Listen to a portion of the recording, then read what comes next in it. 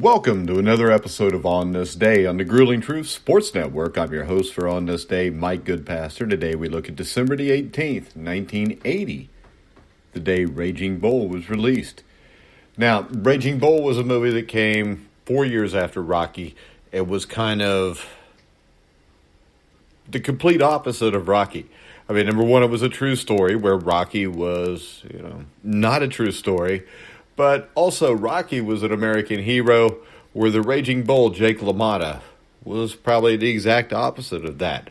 Now, the interesting thing about this film was how it got made, what had to be done to get it made, and today we're going to talk a little bit about that.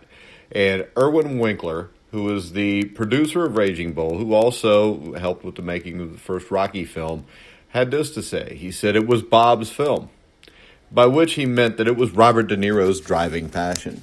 Long before it became Martin Scorsese's common consent greatest work. At the time, the late 1970s, no one understood what the actor saw in the life story of Jake LaMotta, the brutal yet curiously masochistic middleweight boxing champion from 1949 to 1951, who have been bull-like in the ring, but often was more raving and raging when it came to his private personal life. Now, I'm not certain that De Niro himself could at the time have fully explained his passion with Jake LaMotta either. He said that he thinks that now it has something to do with primal emotions that the film trafficked in. Now, he felt that if an essentially middle-aged, middle-class movie audience could be induced to empathize with these marginally, emotionally ignorant, and screechingly inarticulate people, LaMotta, his wife, and his brother, it would be a good, discomfiting, perhaps even instructive experience. He also believed most certainly that the only man who could possibly make the movie was his closest friend, Martin Scorsese. This in turn means that when we're talking about how Raging Bull came into being, the drama is not centered on its sets or its editing rooms. That part was relatively easy. The real story took place in offices, restaurants, even in a hospital room, and on a balmy Caribbean night. Essentially, it was all about mobilizing Marty. To Thelma Schoonmaker, the film's editor, the project was a great gift of friendship on De Niro's part, but for the longest time, it seemed anything but that to the director, who was then passing through what was surely the greatest crisis of his professional life, wondering whether he would have made another film of any sort, let alone one as challenging and enigmatic to him as The Raging Bull. At this point in 1978, Scorsese and De Niro were, in the former words, like brothers. As adolescents, they had a nodding acquaintance when they were members of rival but peaceful Lower East Side gangs. As adults, they made Mean Streets, Taxi Driver, and New York together. By now, they were capable of finishing each other's sentences like an old married couple. And though sometimes there was no sentences to finish, they could communicate with nods, gestures, and fleeting facial expressions. They were not, however, communicating very well over the proposed film's source material. Raging Bull, My Story, an autobiography LaMotta had cobbled together with the help of a writer, Joseph Carter, and boyhood friend, Peter Savage. And to tell you the truth, it's not much of a book, even by the primitive standards of sports bios in the 1970s. But Savage was also an acquaintance of De Niro's and had sent him a copy, and the actor somehow perceived subtext. Maybe even a sort of rough, let's call it sublimity. And in that, at some point, De Niro resolved to meet LaMotta and sought him out at a strip club on New York's 7th Avenue between 47th and 48th Streets. He was in charge of security there, De Niro says, then pauses and laughs. Well, really, he was the head bouncer. The actor's first impression was of an old fighter doing battle with his weight, a battle that De Niro would himself famously fight when he, had to gain some 60 pounds to do the film's later sequences, and then lose them after they were finished. By this time, LaMotta was truly a fringe figure. His last fight had been in 1954. He nominally stayed in the public eye doing stand-up routines in clubs as well as a one-man show reciting, believe it or not, Shakespeare. For audience who came in for the spectacle of seeing a roughneck make a fool for himself. That's basically what this was and why people went to see it. Now, Scorsese just couldn't understand De Niro's enthusiasm for this story. Murdique Martin, who was a friend of Scorsese's from New York Film School and co-author of the Mean Streets screenplay, thinks that at this point Scorsese had done no more than rifle through the book. Born in 1942, the director had been a little kid when LaMotta was at the top of his game. I didn't know anything about boxing, is what Scorsese says. It was always one angle on TV or in the movie theaters where they show the fighters on the weekend. I didn't know what the hell was going on. It was sports which took me out of the picture. Still, he agreed to help develop the project with De Niro, though without much passion or focus on his part. Factors aside from an allergy to sports contributed to Scorsese's inattention. There was, to begin with, the New York problem. Released in 1977, it was a strange hybrid of a movie. Partly a lavish tribute to the big-scale MGM musicals of the 1940s and 50s.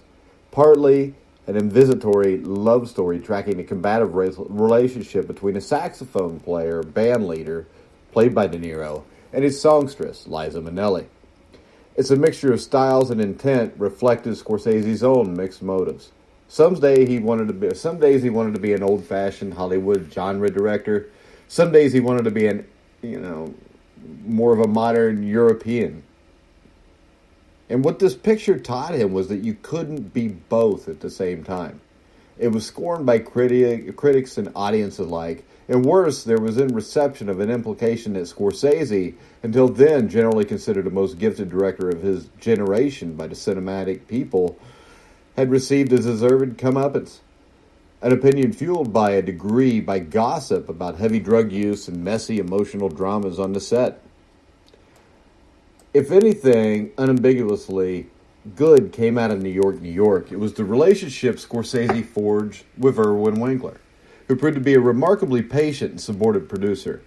Even though he had his own unexpressed doubts about what had been an hubristic enterprise, at the time Raging Bull was first being discussed, his company, Chartoff Winkler, was coming off Rocky, a mighty Oscar-winning and surprise hit. United Artists was pressing for a sequel, so as Winkler puts it, we had some heat with them. He thought that if Chartoff Winkler could come up with a script for Raging Bull while playing hard to get regarding Rocky II, they could force the studio to do both boxing movies. Martin, by that time, was working for Chartoff Winkler as a story editor and consultant, and the company assigned him to write a screenplay based on LaMotta's book. Scorsese paid scant attention to his efforts. Drained and exhausted by New York, he had immediately taken on The Last Waltz, a complicated concert film and music documentary about the breakup of the rock group The Band, which further depleted his strength. It's within that context that instead of taking the 1978 Labor Day off, he decided to attend the Telluride Film Festival which was high in the Colorado Rockies. The air is thin in Telluride. It is not an ideal locale for a lifelong asthmatic, especially a physically and mentally exhausted one. Scorsese more or less collapsed there. And immediately on his return to New York, he collapsed again and was taken to the hospital, bleeding from every orifice. His condition was life-threatening, and his girlfriend at the time, and eventually later on his wife, Isabella Rossellini, had to leave the country for work and later told Peter Biskind, author of Easy Riders, A History of Hollywood in the 1970s, which is actually, it's a really good book. It's a lot better than the New York movie crap that Scorsese put out, that she did not expect to see Scorsese alive again. The doctors told him that he had no platelets in his blood, the result of an interaction between his asthma medicines, other prescription drugs, and the cocaine that he had regularly abused. They told him that he was in imminent danger of a brain hemorrhage. They pumped him full of cortisone and ordered total bed rest. In times, he began to recover, at which point De Niro visited him in the hospital. Like LaMotta, Scorsese had touched bottom, and the actor judged his friend was ready to hear yet another pitch for the Raging Bull. And he was right. I couldn't understand Bob's obsession with it until finally I went through this rough period of my own, Scorsese recalled. I came out the other side and woke up one day alive, still breathing, says De Niro. Mostly I told him to do it or not do it, that we had to get real, that this was sort of a come-to-Jesus moment. And De Niro was not going to take no for an answer. He says that if Scorsese had rejected his new overture, I'd have found some other way to get him to do it. At this stage, no one envisioned the film's unique look, tone, and structure. Raging Bull would turn out to be, as its great cinematographer Michael Chapman calls it, an opera, and the Verismo tradition of Cavaliere Rusticana, portions of which can be heard on the soundtrack of Raging Bull. The boxing sequences would be the areas, Chapman said, contrasting with the very simply shot family sequences, which revealed the LaMottas to be Italian peasant people who just happened to have moved to the Bronx. Probably De Niro saw the redemptive elements in LaMotta's story, but he was thinking largely in terms of its powerful, melodramatic possibilities. These people are, of course, uneducated, but they are not stupid. It is just that they have no governors on their emotions, so they scream and hit a lot as they express those primal emotions. More important, they have no capacity to think ahead, to imagine the consequences of their acts. De Niro had played such a character for Scorsese before. His Johnny Boy character in Mean Streaks, bopping cheerfully, anarchically, or whatever. Sometimes big words kill me. I can hear it in my head, but it doesn't come out of my mouth. But Scorsese indeed goes as far to say that Mean Streets and Raging Bull are really the same movie. Now, I think that's a bit of an exaggeration and probably not something that consciously occurred to De Niro at the time. I think he was thinking more of Jake's machismo, for example, his capacity to take brutal beatings without ever being knocked down and then somehow rally and KO an opponent who's ahead of him on points. Scorsese likes to quote the inscription on a folk art painting he was once given. Jake LaMotta fought as if he didn't deserve to live. More significantly, there was his lunatic jealousy about his wife Vicky, which drove him to beating her and his brother Joey, who he imagined were having an affair. They were scarcely novel emotions in our dramas. What was novel was the screaming pitch and the physical violence with which De Niro imagined that they're being expressed. By the time of De Niro's hospital meeting with Scorsese, Monique Martin had written at least one draft of the screenplay with very little input from Scorsese. Everyone recalls it as quite conventionally chronological. Boyhood, adolescence, triumph, and then defeated young manhood. And finally some sort of almost inarticulate redemption. There was good stuff there. LaMotta had been put in the ring by his father when he was a kid with the money he picked up in these unsanctioned smoker bouts, helping to pay the family's rent. But somehow, it just didn't sing.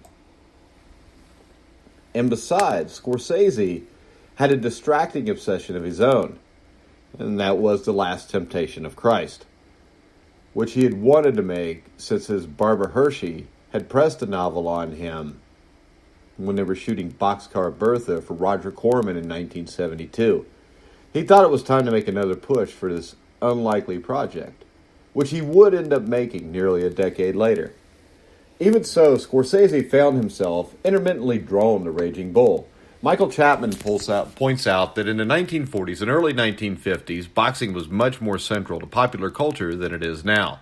That the leading fighters were major celebrities that the young Scorsese would have been aware of if he would have grown up at that time. That would have been especially true of LaMotta, whose 6 fights with Sugar Ray Robinson, he won only one of them, formed one of the legendary sporting storylines of the era. The young Scorsese must have had some awareness of what LaMotta meant to people of his class, especially the Italian portion of it. Then, too, there was the obvious Marty moments in the screenplay. Martin recalls, for example, describing one of the boxing sequences to Scorsese. He knew of the director's boyhood love of biblical epics, so he said, "Think of them as gladiators. fighting in an arena packed with people. Then think of them exchanging blows and the sweat and the blood flying all over the place, under their tuxedos, their mink coats. Martin adds, that got him excited. Scorsese also found himself thinking about his grandparents, immigrants who had never really adapted to their adopted country's customs. All they could do was have some dignity and respect within the neighborhood, he says. Scorsese also found himself thinking about his grandparents who were immigrants and never really adapted to the country's customs. All they could do was have some dignity and respect within the neighborhood. They were just lucky to get where they were, De Niro said. Or Scorsese said, sorry. In their mute endurance, he saw an analogy to LaMotta's, noisier misery. Weren't the feelings he was expressing about the nature of manhood and womanhood, about honor and the obligations to bloodlines, as primitive as theirs, but much more visibly expressed? Martin tried a draft that melded Jake's story with anecdotes drawn from Scorsese's family history and his experiences growing up in Little Italy. This draft displeased De Niro, and it was discarded. So was Martin. Somewhat to his relief, since after 3 drafts, he felt he was written out of the project. Scorsese and De Niro then met with the writer and director Paul Schrader at Musso and Frank Grill on Hollywood Boulevard. The occasion was not entirely relaxed. Schrader had written Taxi Driver, but after it won the Palme d'Or at the Cannes Film Festival, became, as Scorsese puts it, a Scorsese-De Niro picture, you know. These things get a little touchy at times. And more important, Schrader's career as a writer-director was flourishing. He had just done Blue Collar and Hardcore and was about to start American Gigolo. He was a very busy guy, but he agreed to give the director and the actor 6 weeks and not a minute more. And he delivered just what they needed. He started the picture right in the middle, throwing out the backstory, as Scorsese says. And he started it on a perfect note, with LaMotta yelling at an earlier wife for her failure to cook a steak to his exact specifications. In Schrader's draft, she was pregnant, and LaMotta began beating and kicking her. The violence of the scene was scaled back later. It was too raw a way to begin any movie. And the scene in the finished film plays almost comically over the top, but it's the most important element still remains, an unseen neighbor repeatedly shouting, "You animals," at them. Remember that epitaph, "This may be the only movie, the theme of which..." LaMotta's unacknowledged struggle for some sort of human redemption, it is kind of done by an off-screen voice. But if Schrader had saved the show, he had not perfected it. It was a cold script, says Irwin Winkler. Scorsese and De Niro met with Schrader at least 2 more times in New York, where he gave them a lot of useful advice, the best of which was to go forward on their own. Now, De Niro suggested a period of total isolation and immersion, no phonies, no distractions of any kind. They chose the La Simone Resort on St. Martin in the Caribbean, which is a complex of separate villas. They shared one of them and installed a young assistant in another nearby. She was Gloria Norris, a recent Sarah Lawrence graduate who had worked with Scorsese's pal Brian De Palma in one of his earlier movies, home movies. Better still, her grandfather had been a fight promoter in New England, so she was no stranger to the boxing world. She brought tons of books along to help them with their research. She remembers De Niro rising early to run along the beach. She remembers him and Scorsese talking out the script scene by scene in the mornings. She remembers Scorsese writing up the new material on yellow legal pads in the afternoons. She remembers his handwriting was bad, so he'd have to read some of it out to me. It was full of profanity, and he'd get embarrassed saying those words to me.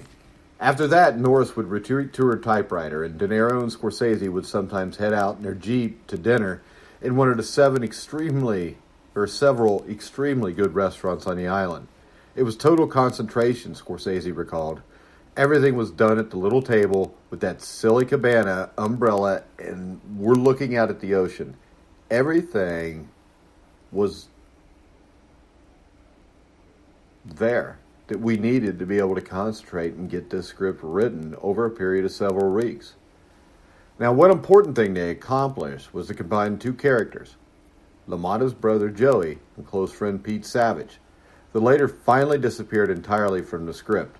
Another much wrestled with aspect was the emotional climax. This occurs when LaMotta, a retired from the ring and owning a nightclub in Miami, is arrested on a morals rap, accused of providing underage girls for his customers, and ultimately loses everything: his money, his club, his wife, tossed into jail. His struggle with his guards is as physically intense as anything that takes place in the boxing sequences. He finally reaches the low point of his life, completely isolated with no place to turn, no inner resources to summon. He begins to masturbate in Schrader's script, that is. Scorsese thought that this was interesting. De Niro was more dubious. He just couldn't think of LaMotta, as he said, as a wanker. But as machismo, that was another matter. The actor had shown an alternative idea to Scorsese once before in New York, getting up and banging his heads and fists against the wall, a brutal act of self-punishment. But the director had been insufficiently focused now on St. Martin. De Niro brought up the idea again and demonstrated it again. This was another kind of self-abuse, full of a sort of coiled anguish that would really hurt De Niro when eventually they shot the sequence. When I looked at it there in St. Martin, I saw the scene, says Scorsese. I saw the shot. What you see in the film a number of times I wished I had on camera. I would have shot it immediately. Now, there are a lot of words in Raging Bull, but there are only 4 that really count. I'm not an animal. It was muttered in that jail cell in a tone so choked that you can barely hear them. Until that moment, Jake is, as the title implies, just sort of an animal, without any real consciousness, any sense of morality, or, no morals at all. Now, in some primitive way, he achieves that knowledge by saying those 4 words. It's not a blinding revelation. Sainthood is not suddenly on offer for him. But he is, as Scorsese said, more accepting of himself.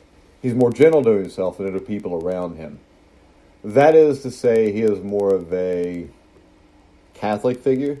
Almost everyone knows that as an adolescent, Scorsese briefly aspired to be a priest, and in his adult life had been marked by spiritual questioning and spiritual longing. De Niro came from a much more secular background, but like Scorsese, he was an Italian-American formed by the same, well, for lack of a better word, mean streets. He too knew something about the longing for grace by people who had no words to express that longing.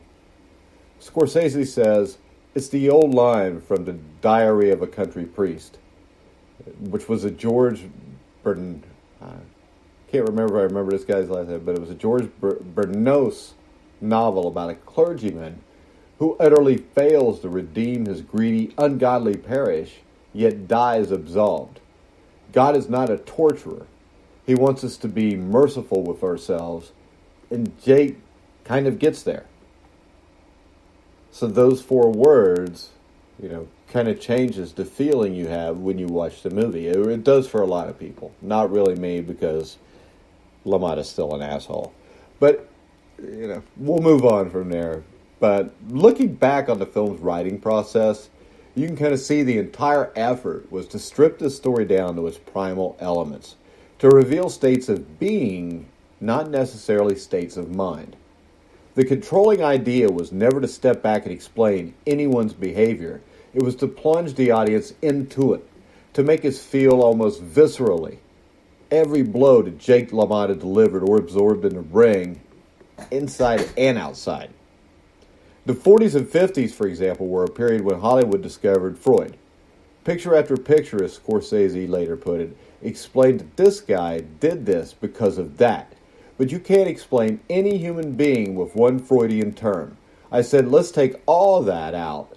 I don't want to do any of that. It's been done to death. Another significant change in the script was suggested by Michael Powell, the great English director, I think it was Red Shoes and Peeping Tom, who Scorsese had adopted as sort of as somebody to help him with the movie. And at the end of the film, we find LaMotta in his dressing room, running lines as he prepares to go on stage for his one-man show, An Evening with Jake LaMotta. These included some Shakespearean passages which he had actually done in his act. Bronx accent and all. All wrong, said Powell. Reality be damned, it's going to sound false on the screen. De Niro proposed that I could have been a contender speech from On the Waterfront, which Scorsese immediately bought. That was our iconography, not the Globe Theater. And it's an oddly touching monologue coming from LaMotta, who had been more than a contender. It was now something less than one. Now, the less Raging Bull explained, the more Scorsese was drawn to it. He returned from St. Martin completely committed to the project. Moreover, he derived two bonuses from the island. One was a full return to physical well-being. The weeks on St. Martin, he says, were sort of like a spa for me. And more important, the film began a process of reconciliation with his own past, from which he had become estranged during his years of Hollywood striving. He said, Raging Bull meant something new to me. He said, I said, wait a minute, I can't deny who I am or where I came from. And so I embraced my parents again. They became part of my life in the films. My father's in Raging Bull. My mother started acting in a lot of the films. They became people who were on the set to help me remember who I am and where I came from. I was harboring a lot of anger, and I think it just explodes in Raging Bull. But not as a white and blinding fireball. It's typical of very potent movies that we tend to remember with their more explosive scenes. In this case, the vivid carnage in the ring, the cringe-inducing scenes of domestic violence, they often blot out sequences of a different, indeed contradictory nature.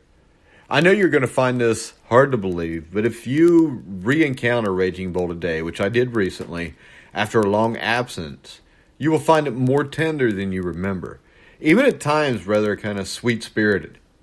The picture would not work if it did not contain expressions of the authentic yearning Jake and Vicky felt for each other in the courtship and in the early days of their marriage. One of the scenes that strike me is the one where he first seduces her, and it's silent and fairly comic. And as he pours cold water down his pants to cool his horniness, it kind of motivates the rest of their story. Now, Gloria Norris, she kind of stayed in the picture after St. Martin, and she continued her research, and as production proceeded, she also saw a more compassionate tone seeping into the film. Some of this doubtless derived from the conciliatory mood that overtook Scorsese. Some of it arose from his contentment for the people he had gathered to make it. Like the writers, credited and uncredited, most of the cast and crew had worked with him before, and the outlanders recruited to the film partook of their mood. This was more so than on most movies. This was more of kind of a band of brothers functioning efficiently and harmoniously, with a couple of sweet sisters added to the group. The actress, Kathy Moriarty, and the editor, Thelma Schoonmaker. Now, of the newcomers, Moriarty and Joe Pesci are the most visible. And the later was known to Scorsese from a comedy act he had with Frank Vincent, who also appears in Raging Bull.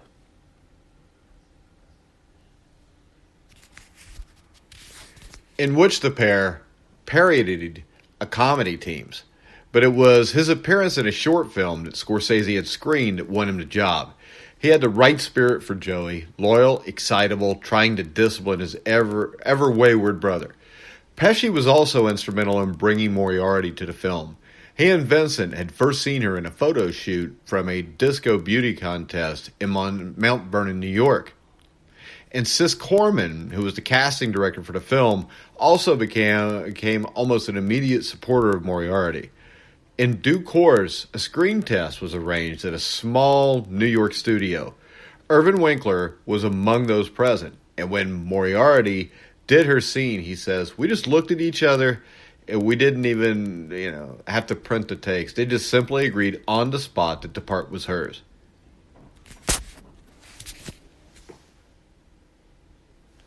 Achieving that quality in Raging Bull's visual presentation required considerably more artifice.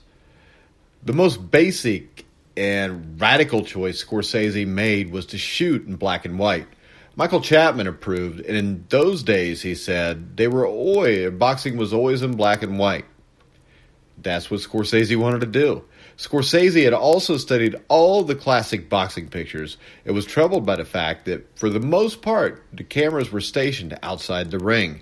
The one exception he noticed was Robert Rosen's Body and Soul of 1947. Rosen had sometimes placed his cameraman, James Wong Howe, on roller skates, which he had unprecedented, and so far at that point, unduplicated intimacy with his boxers. Scorsese wanted to get that effect sans the roller skates, which meant in the end placing the camera on a dolly. Normally the floors on which dollies roll are concrete or wood, but a boxing ring is much softer. In addition to cushion knockdowns, imagine pushing dollies on that surface, says Chapman. Those dolly grips really earned their money. So too did the camera operators. Now, Scorsese wanted to change the speed at which the film was running through the camera without cutting. There was just no mechanics for it, says Chapman looking back, so he had an operator adjust the frames per second setting on the camera from 24 to 48 to 120 and then back again on the fly. For Chapman, Raging Bull was the last great 70s movie. He's speaking in a largely technical sense. This was a movie that took traditional mechanical techniques to their limit. By the 1990s, digital techniques created far from the set on computers. They were created far from the set with computers. And that would replace the kind of work he was so laboriously doing on set. He doesn't quite say it, but he strongly implies that there is a correlation between the kind of hard physical labor that went into Raging Bull and the muted, almost strangled humanism of its message. Now, much of Raging Bull was filmed on New York streets, but the fight sequences were done in L.A., in the old Olympic Auditorium, and on a soundstage at what is now known as Culver Studios. Chapman thinks most of the extras playing spectators were recruited from what he calls midnight missions, which served Skid Row. Winkler says that's not true. They were bussed in from retirement homes around town, their attention commanded by the chance to claim one of the TV sets he occasionally raffled off. Of more concern to Winkler was that United Artists' attention had wandered drastically. There had been a management change at the studio since it had put up a little development money for Raging Bull, and the two men now in charge of production, Stephen Bach and David Field, had not been fans of Paul Schrader's script. In Final Cut, his excellent book about United Artists' final days, Bach recounts an early meeting between the suits and the Raging Bull team at which Field had called LaMotta a Neanderthal. When Winkler proposed bringing another writer in, Field said no writer could make the boxer seem anything but what he appeared to be in the script. Which was what, Scorsese asked. A cockroach, came the reply. A while later, the Scorsese-De Niro rewrite, which omitted the, for lack of a better term, jerk-off scene, and scaled back the domestic violence, quieted the studio's doubts enough to get the movie green-lighted. But Raging Bull's real luck derived from the gathering disaster of Heaven's Gate, the most famously over-budgeted, out-of-control production since Cleopatra. Now, UA's chiefs became totally preoccupied by a film that had the obvious potential to cost them their jobs, which eventually, in most cases, it did. Now, essentially, they ignored Raging Bull, which through it went mildly over budget, and in all other respects was turning out to be a model production. Now, by the time the cameras rolled, the star was an extremely fit and well-trained cockroach. He had worked with LaMotta for nearly a year, boxing some 1,000 rounds in a gym on 14th Street, adding 20 pounds of muscle to his 145-pound frame. He learned LaMotta's crab-like style and inflicted some damage on his mentor. Chipped his tooth, blacked his eyes, broke one of LaMotta's ribs. De Niro had seen too many boxing pictures where the actors didn't look like the real fighters, and he was determined to exhibit the true hardness of the trade. Indeed, he got so good that LaMotta scheduled 3 professional bouts for him anonymously, and De Niro won 2 out of the 3. When the work in L.A. was completed, the actor embarked on an eating binge in Europe, during which hiatus the production moved back to New York awaiting his return. It took him 4 months of grand European dining to gain 60 pounds required to play Jake in his decline. He had made all of 1900 in Italy and a portion of The Godfather Part 2 and knew all of the best pasta restaurants. The actor said, "It is as hard to gain that kind of weight in a hurry as it is to lose it." When he returned, Scorsese was worried about De Niro's health, especially his labored breathing. Of course, his devotion to the cause of realism was all the press wanted to talk about when the film was in pre-release. The art of acting, for all the words expended upon it, remains a mystery to the public. But something like weight gain, any sort of physical contortions an actor submits to for his art, that's something the public can relate to with head-shaking amazement. Now, the audience also knows nothing and cares less about the grueling details of post-production. But it's in the editing room and during sound mixing sessions that Scorsese's compulsive nature emerges full bore. Here, Schoonmaker was, an invaluable ally for Scorsese. He had known her since his film school days when he was trying to finish his first feature, Who's That Knocking at My Door? Something technical had gone wrong with it in post-production, creating the lively possibility that it might never achieve a releasable form. But Schoonmaker came in and coolly fixed the problem in a matter of days. Later, she and Scorsese worked on Woodstock, after which their careers kind of diverged. Scorsese had wanted her to cut The Last Waltz, but she was not a member of the editors' union. Now, however, he called to say that it could be arranged and he would like for her to edit Raging Bull. They have been collaborating ever since. Now, Scorsese called Schoonmaker a calm, soft-spoken woman and said that her temperament pretty much counterbalanced his excitability. But editors, as they fashion a rough cut from the Dali's become in a way a film's first audience, and she was stirred by what she saw emerging. It was, she said, more like a tapestry than a simple string of images. Watching and cutting and editing the film, she admired De Niro's patience in the ring as he absorbed blows from the right side, take after take for an hour, and then again from the left for another hour. Adding to the punishment were the tricky devices he had to wear on his back and in his mouth, which released blood and sweat on cue. "I've never seen anyone more connected to the earth," she says. But movie earthiness is a product of artifice, and some of Schoonmaker's highest praise is for the sound effects editor, Frank Warner, a secretive man who would create a single sound from many sources.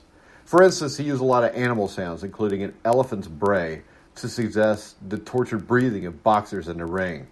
He also understood that sometimes the most powerful thing is to cut off all the sound, which in certain crucial passages he did. Naturally, at the end of this and other pictures, Warner, according to Schoonmaker, burned all his effects so he wouldn't be tempted to use them again. This obviously was a man after Scorsese's own heart. Now, as for Schoonmaker, she was reinforcing the contrast between the technically sophisticated or zippy-zappy boxing sequences and the documentary-like simplicity of the domestic scenes. She seems to have particularly bonded with the Vicky character. Speaking of the anguished cutaways to her as she witnesses the beating her husband takes from Sugar Ray Robinson in her final bout, shots that seal our kind of identification with this unlikely figure. She also speaks of the way Vicky is often isolated in the frame. A lonely, puzzled, somewhat determined woman who seems to me that in their editing, Shoemaker and Scorsese almost subliminally enlisted the audience's compassion for the film's principles, and an element that was not all that evident even in the final script. Now, as the picture moved through post-production, all the squabbles remained for the most part minor. Scorsese, for example, shot 19 takes at a contender scene, and he was choosing between, as he recalls, takes 11 and 13. He leaned towards the more objectively played of the two. De Niro thought perhaps the somewhat more emotional one was better, so he and Scorsese watched both back to back, without changing each other's minds.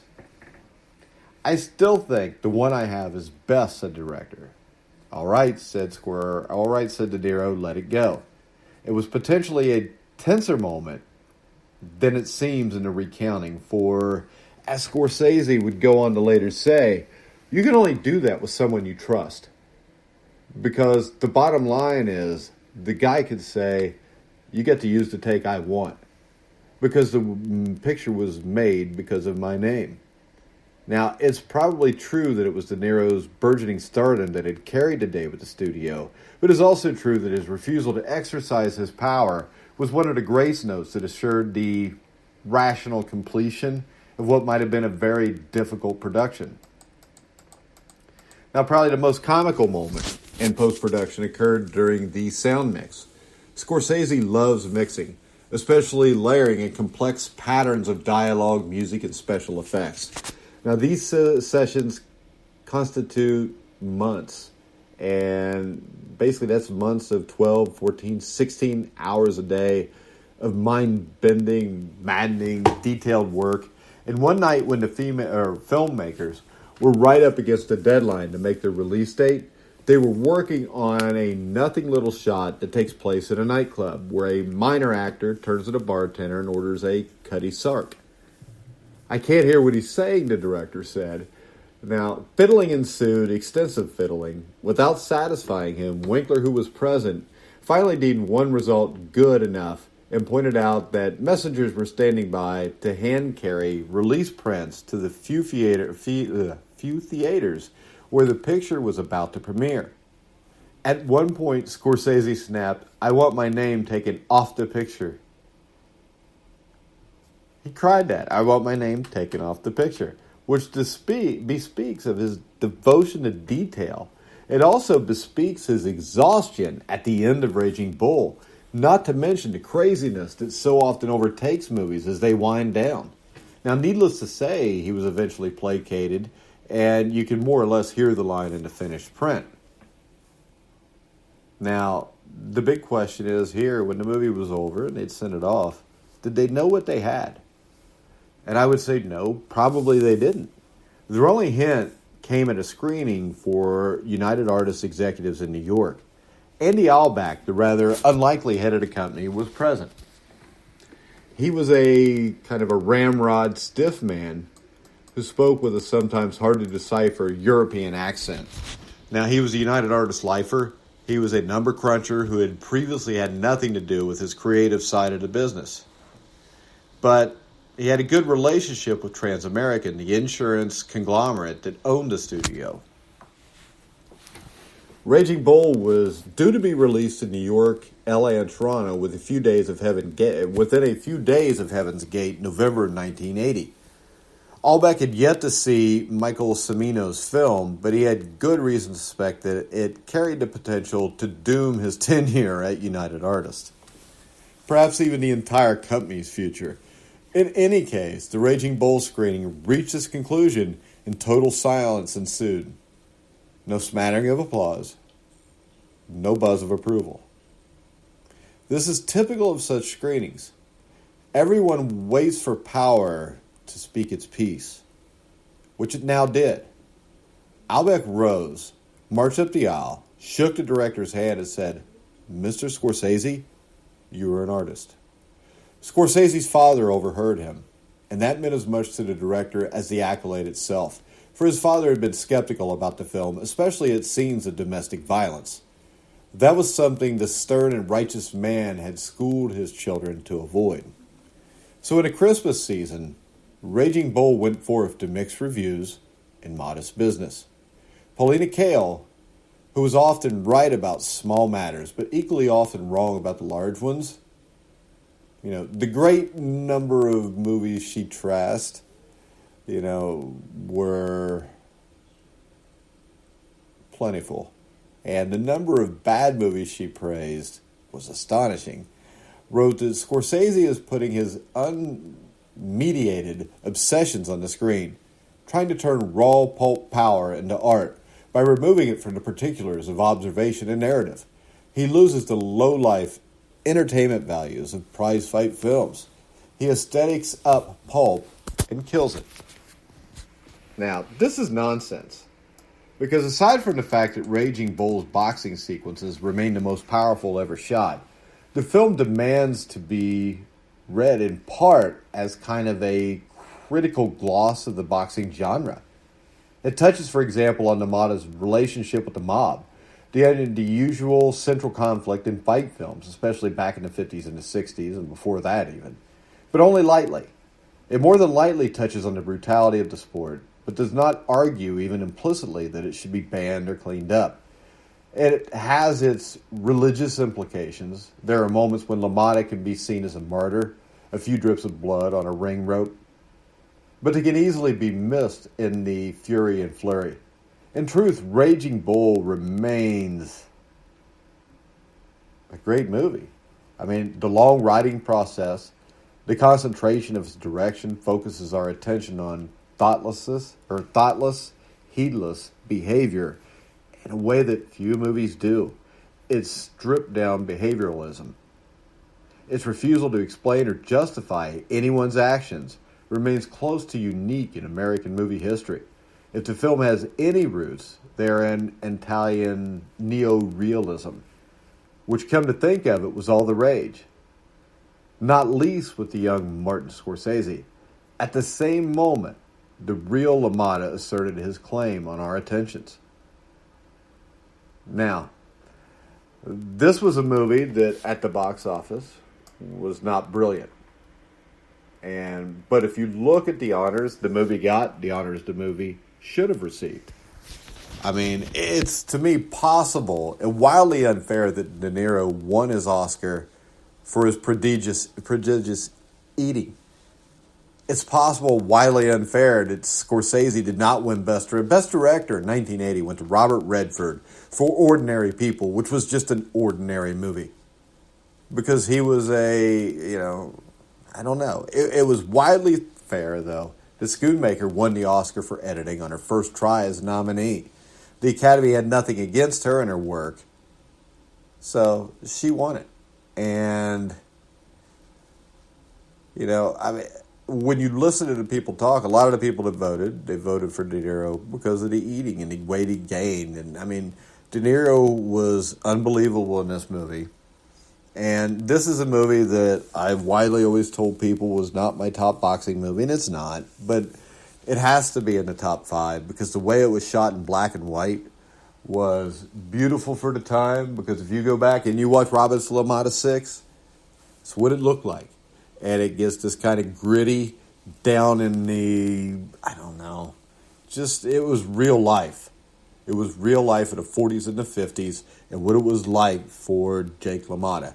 Now, Jake LaMotta was not a good person. I remember seeing they asked Vicky, who was his real wife, if Jake was as bad as what you saw in the movie. She said no. He was worse. And the one thing I never liked about the movie was the fact that it never really got down and showed you exactly how bad LaMotta was, because LaMotta is bad in this movie. But he was worse if you do any kind of research on him, and he's real life. He was a hell of a fighter. He was the first man to beat Sugar Ray Robinson. And when they were up here and they say, he fought 6 times, but he only won 1, there's very few people that would have won that 1. So he was a hell of a fighter. And he would have been successful in any era. But It still doesn't mean that he was a good man, but this movie was not about a good man. This movie was about a man. And man has flaws. Man has, every man has these flaws. Jake LaMotta's flaws were huge. They hurt people. And this movie, for the most part, showed that. And the cinematography in this movie was unbelievable. And on this day, December the 18th, 1980, the movie Raging Bull came out. Now, guys, you can hear on this day, every day on thegruelingtruth.com. Topics will change daily, of course, because same thing never happened on the same day twice. So make sure you go to thegruelingtruth.com. Make sure you go follow Grueling Truth at Grueling Truth. And for now, guys, we're going to wrap it up. We will be back tomorrow. We should be up around 10, 11 o'clock on thegruelingtruth.com, December 19th on this day. So, for Mike Goodpaster, you've been listening to The Grueling Truth, where the legends speak.